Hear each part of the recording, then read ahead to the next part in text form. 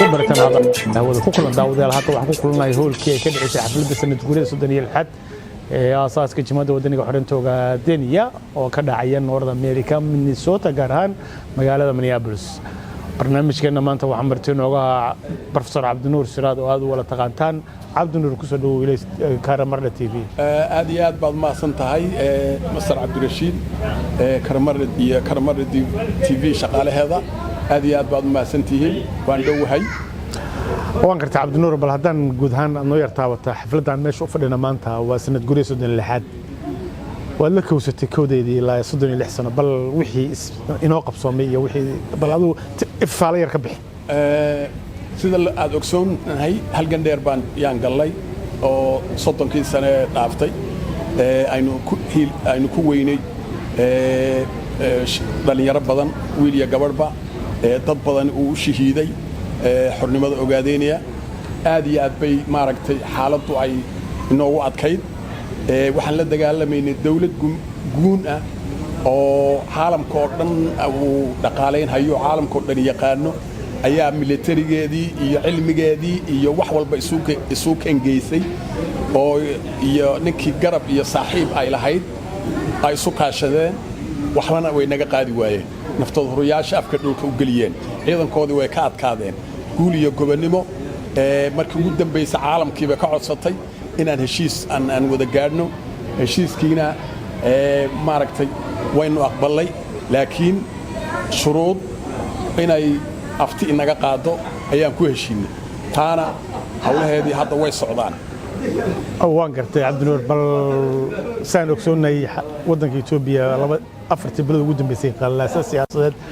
ka jiray oromadii waa kacsanay Tigreega oo doorasho dhigay oo hadda isku qabanqaabina doorashadii Addis Ababa xabada ka socdeen habeenadii ugu dambeysay hadda 3 habeen ugu dambeysay bal adoo ifinaya wixii aduu 24 saac ugu dambeeyay xaaladda Itoobiya maadaama u dhunduleesho la socoto bal faanada naga soo wixii ugu dambeeyay xaaladda Itoobiya aad iyo aad baan xaaladaha Itoobiya ula soconaa afafkoodana waan naqaanaa hadday noqoto Oromo hadday noqoto Amhaarig iyo maaragtay luqooyinkooda oo dhan dhibaatooyin badan baa ka dhacaya dadkii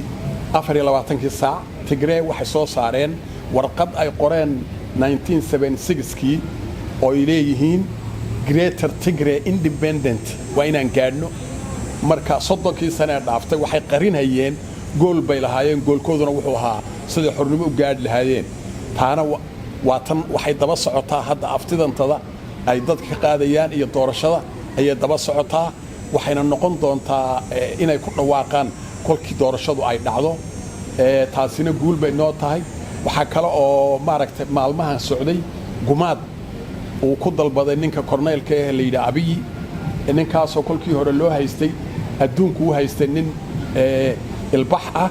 oo dadka dimuqraadinimo ku wadaya tiina uu ka leexday wuxuu ku biyo shubtay dictator oo wuxuu kaga bilaabay ummadii Oromiya ciidamadii Itoobiya kuwa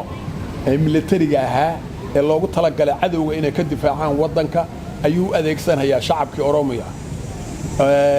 waxa hadda meedku u daasan yahay Addis Ababa aqalada guradooda niman snipers oo la garanhayn intay fuulaan iyo dadka gumaad u geysan hayaan dib badan ayaa ka socda caalamkiina uu qaylin maanta waxa 20 sanatar oo Mareykan ayaa warqad qoray waxay u qoreen Secretary of State of United States waxay ku yidhaheen waa in si degdeg ah loo joojiyaa gumaadka ka socda Oromiya marka xaaladdu jiq bay ku tahay hadda militarigii Itoobiya wuxuu la saftay qoomiyad waliba nin waliba wuxuu la saftay qoomiyadiisii marka meeshaas Itoobiya dambe oo la sheegay ma jirto bal ka waran haddii Tigray doorasho qabsaan xaaladda Itoobiya say noqon kartaa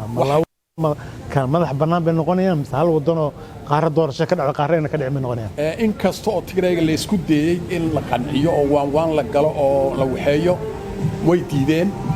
sababta ay u diidayaan waxa weeye nimankani gool bay lahayn 30 sano ee dhaaftay goolkaana waxa sameeyay TPLF uu hogaaminayay Malise Zenawi marka goolkoodu ma aha uu ka weynaa 30 sano ee dhaaftay diyaar garow warshado hub dhaqaale dhisitaan waxaasay ku jireen marka waxani waxay hadda soo saareen ma aha hadda unbay Etoobiyada kale ay ogaato ka war heshay laakiin xaaladdu muddo dheer bay socotay